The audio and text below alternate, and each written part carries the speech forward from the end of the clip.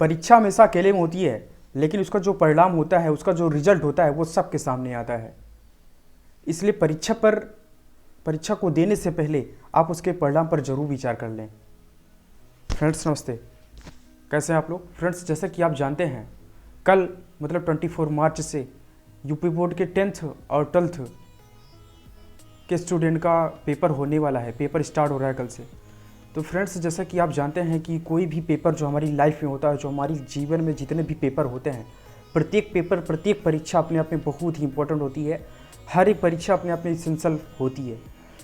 तो कहने का मतलब ये है कि जैसे आप परीक्षा देने जा रहे हैं, तो कोई भी परीक्षा जब आप देने जा रहे हो तो उसके लिए कौन सी इंपॉर्टेंट फीचर होते हैं, कौन सी इंपॉर्टेंट चीज़ें होती हैं जो आपको ध्यान में रखनी होती हैं, जो आपको जानना ही चाहिए, जो आपको समझना ही चाहिए। अगर उन चीज़ों का अगर सही से समझ गए तो शायद आपके जो परसेंटेज होते हैं वो कुछ ज़्यादा इंक्रीज हो सकते हैं। तो आज कुछ ऐसी हम पॉइंट पर बात करेंगे कि जो थोड़ा सा आपको हेल्प करेंगी आपके बोर्ड पेपर के लिए और किसी भी एग्ज़ाम के लिए आपको थोड़ा हेल्प ज़रूर करेंगी। जैसे देखिए, अगर किसी भी एग्ज़ाम को क्वालिफाई करना है, किसी भी एग्ज़ाम को क्रैक करने के लिए, उसका अगर मेजर फीचर देखा जाए तो मेजर चीज़ें उसकी क्या होती हैं, इंपॉर्टेंट चीज़ें क्या होती हैं, उसकी सबसे इम्पोर्टेंट चीज़ें यही होती हैं कि उसका जो आप एग्ज़ाम देने जा रहे हो, उस एग्ज़ाम का सिलेबस क्या है। सबसे इम्पोर्टेंट चीज़ यही है कि उसका सिलेबस क्या है। तो syllabus is most important thing of any exam. आप समझ रहे हैं। तो सिलेबस, और दूसरी पॉइंट ये होती है कि सिलेबस के बाद उसका पैटर्न क्या है। पैटर्न के अगर जैसे समझ लिया आपने, फिर उसके बाद देखेंगे आप दूसरी चीज़ कि उसका जो लास्ट ईयर का क्वेश्चन पेपर है, लास्ट ईयर का जो क्वेश्चन पेपर फाइनली पूछा जा रहा है वो किस तरीके से पूछा जा रहा है। अगर इसका शेड्यूल क्या है, इसका सिस्टम क्या है, पूछने की स्ट्रेटेजी क्या है, सारा तरीका अगर आपने समझ लिया तो आप 50% यहीं से आपकी तैयारी मतलब बेहतर हो जाती है, अच्छी हो जाती है। तो सबसे बड़ी चीज़ है कि आप सिलेबस समझें। सिलेबस को समझने के बाद आप लास्ट ईयर के क्वेश्चन पेपर को देखें कि लास्ट ईयर के जितने भी क्वेश्चन पूछे जा रहे हैं उसके पैटर्न क्या हैं, क्या तरीके हैं पूछने के। अगर आप इन दोनों चीज़ों को देख ले रहे हैं, सही तरीके से समझ ले रहे हैं, तो जो भी क्वेश्चन फाइनली पूछे जाने वाले हैं उनके बारे में भी आप एनालिसिस कर पाएंगे, सही से समझ पाएंगे कि कौन सा क्वेश्चन इस टाइम या इस बार पूछा जाएगा। ये दोनों चीज़ें करने के बाद आप इस 100% श्योर है कि आप ये चीज़ें ज़रूर कर पाएंगे कि कौन सा क्वेश्चन पूछा जाएगा। उसके बाद अगर हम बात करें कि जैसे आप स्टडी तो करते हैं, स्टडी तो करेंगे, जैसे जब स्टडी आप करते हैं तो उस टाइम क्या इंपॉर्टेंट होता है कि जो आपकी बुक होती है, एक साल आप स्टडी करते हो, बोर्ड पेपर आप देने जा रहे हो, तो जो बोर्ड पेपर आप देने जा रहे हो उसके लिए आप एक साल से स्टडी करना स्टार्ट कर देते हो। जब ड्यूरिंग 1 ईयर होता क्या है कि जो आपकी बुक्स होती है, इतनी मोटी सी बुक्स जो होती है साइंस की या फिर मैथ्स की, आप उसको रीड करते हो, अच्छे से स्टडी करते हो, सही तरीके से पढ़ते हो। तो उसमें क्या होता है कि वो जो बुक होती है, वो पूरी सारी बुक, जो बुक में जितनी भी चीज़ें लिखी होती हैं, वो सारा कुछ इम्पोर्टेंट नहीं होता है। उसमें कुछ ऐसी चीज़ें होती हैं कि बहुत ही ज़्यादा इम्पोर्टेंट होती हैं। तो सारी बुक में से कौन सी चीज़ें बहुत इंपॉर्टेंट हैं, उन चीज़ों को बाहर निकालना, ये बहुत बड़ी कला है आपके अंदर। अगर ये चीज़ें अगर आप कर लेते हैं, अगर ये आर्ट आपने सीख लिया, उन चीज़ों को मतलब इंपॉर्टेंट जो चीज़ें हैं उन चीज़ों को बाहर निकालने का अगर आर्ट आपने सीख लिया तो आप ये बहुत ही बेटर कर पाएंगे एग्ज़ाम में। तो सबसे बड़ी चीज़ यही है कि जो आपकी बुक है, उस बुक से कुछ जो इंपॉर्टेंट चीज़ें हैं, उस इंपॉर्टेंट चीज़ों को आप बाहर निकालिए। उसके बाद एकदम सही तरीके से उसको मेमोराइज़ करिए, उसको सही तरीके से एनालिसिस करके उन चीज़ों को रेडी करिए जो मोस्ट इम्पोर्टेंट है। और परीक्षा देने जाने से पहले इन चीज़ों को करना और पूरी सिलेबस का शार्ट आउट करना एग्ज़ाम पैटर्न के अकॉर्डिंग, और उसके बाद सिलेबस के अकॉर्डिंग दोनों चीज़ों को एनालिसिस करके उसके बाद उसका शार्ट आउट करना। शार्ट आउट करने के बाद अच्छे से उसको रेडी करना, ये बहुत बड़ा पार्ट होता है किसी भी एग्ज़ाम को क्रैक करने का। बहुत बड़ा पार्ट होता है किसी भी एग्ज़ाम को सही तरीके से क्वालिफाई करने का। तो मैं क्या कहना चाह रहा हूँ आप शायद समझ रहेंगे। सबसे पहली पॉइंट हमने ये बात किया कि सिलेबस और लास्ट ईयर के क्वेश्चन पेपर को देखिए, तो सारे क्वेश्चन जो इंपॉर्टेंट है वो आप बाहर निकाल लेंगे। दूसरी चीज़ ये है कि जो आपकी बुक है, उस पूरी बुक में से जो इम्पोर्टेंट फीचर हैं, जो इम्पोर्टेंट क्वेश्चन बनेंगे, जो इम्पोर्टेंट क्वेश्चन जो चीज़ें हैं, उन चीज़ों को आप बाहर निकालिए। उसके बाद दोनों चीज़ों को एनालिसिस करिए। एनालिसिस करने के बाद आप एक्चुअल में एकदम परफेक्ट तरीके से सही तरीके से आप खुद एक मॉडल पेपर बना पाएंगे कि शायद मतलब इस टाइम जो आप पेपर देने जा रहे हो किस प्रकार से क्वेश्चन उसमें पूछे जाएंगे, आप खुद ब खुद बना पाएंगे। तो ये चीज़ें बहुत इंपॉर्टेंट होती है। और एक चीज़ आप जानते हैं, पढ़ाई तो करना पड़ेगा, पढ़ाई नहीं करेंगे तो मार्क्स आपका नहीं आएगा। क्योंकि आप जानते हैं अगर पढ़ नहीं सकते तो जीत नहीं सकते, और जीत नहीं सकते तो हार जाओगे। अगर हार गए तो दुनिया तुम्हें जीने नहीं देगी। इसलिए जीना है तो जीतना पड़ेगा, और जीतना है तो पढ़ना पड़ेगा। मेरी बात आप समझ पाएंगे मैं क्या कहना चाह रहा हूँ। तो सीधी सी बात है, अगर मार्क्स लाना है तो पढ़ाई तो करनी पड़ेगी।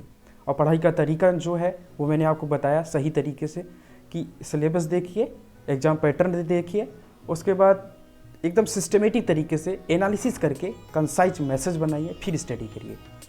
100% श्योर है कि आपका मार्क्स बहुत ही अच्छा आएगा।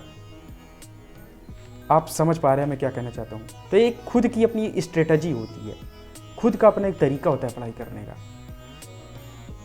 आप भीड़ का हिस्सा मत बनिए, आप खुद अपनी एक स्ट्रेटजी बनाइए, आप खुद अपना एक सिस्टम बनाइए पढ़ाई करने का। आप खुद अपने आप यूनिक हैं, आप खुद अच्छा कर सकते हैं। ये चीज़ें आप समझ रहे होंगे, क्योंकि भीड़ हमेशा उसी रास्ते पर चलती है जो रास्ता आसान होता है। तो इसका मतलब ये नहीं है कि भीड़ सही रास्ते पर ही चल रही है। तो आप भीड़ का हिस्सा मत बनिए, आप अपने आप में खुद यूनिक हैं। आप अपना रास्ता खुद बनाइए, आप अपना रास्ता खुद चुनिए और उसी रास्ते पर चलिए। आप एक दिन बहुत ही यूनिक और बहुत ही यूनिक पर्सन, मतलब कहने का मतलब बहुत ही शानदार और एकदम बहुत ही झकास चीज़ें आपकी लाइफ में होगी। ओके, मैं क्या कहना चाहता हूँ शायद आप समझ पा रहे हो।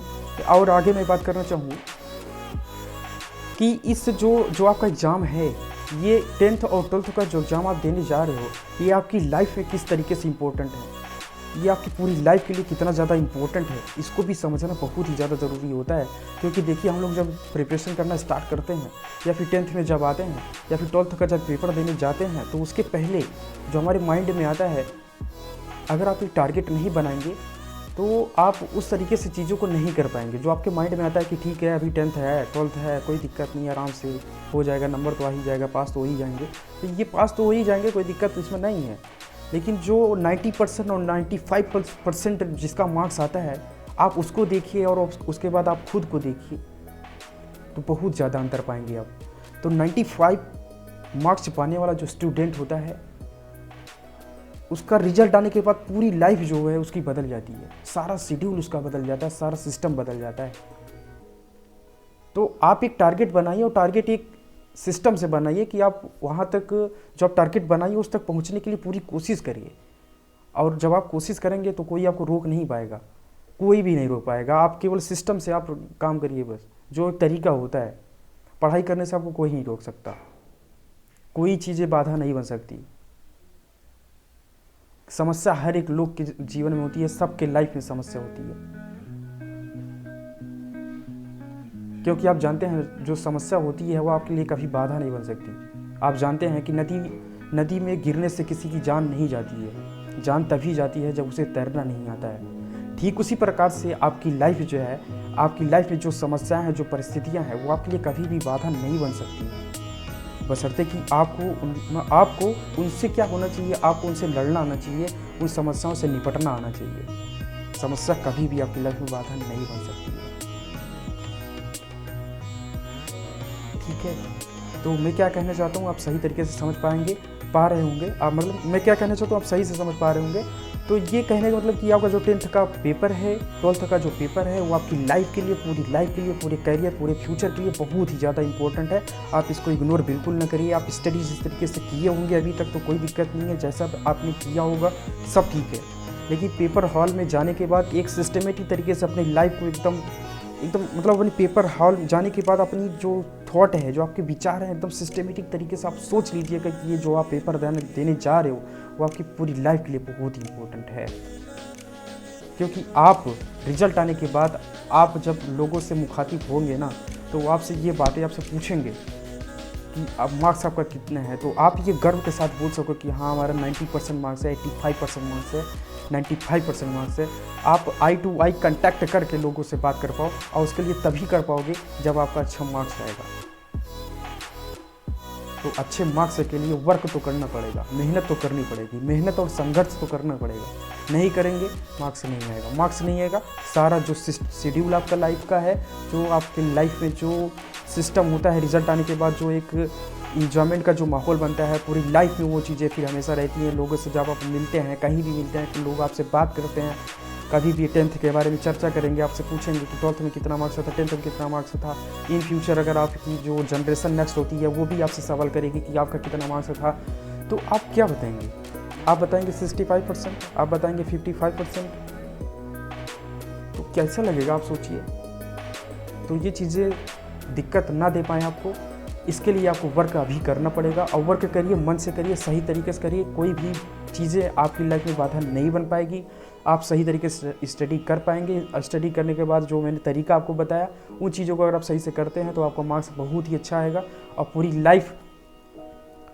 लाइफ में आप एक दूसरे को बताने लायक रहेंगे सही तरीके से कि हमारा मार्क्स इतना है। आप सीना चौड़ा करके लोगों से बात करेंगे कि हमारा मार्क्स इतना है। अभी आप इग्नोर करके इन बातों को करते हैं, तो आप विचार करिएगा रिजल्ट आने के बाद कि वास्तव में ये बातें कितनी ज़्यादा इम्पोर्टेंट हैं। आप ये चीज़ें बाद में सोचेंगे, समझेंगे ज़रूर। अगर ये मेरी बातें आपको सही समझ में आ रही हैं, अगर सही लग रहा है, ये वीडियो आपको सही समझ में आ रहा है, और यहाँ से कुछ मोटिवेशन बातें आप तक पहुँच रही हैं, तो वीडियो को देखिए, लाइक करिए, चैनल को सब्सक्राइब करिए। मिलते हैं नेक्स्ट वीडियो में। धन्यवाद।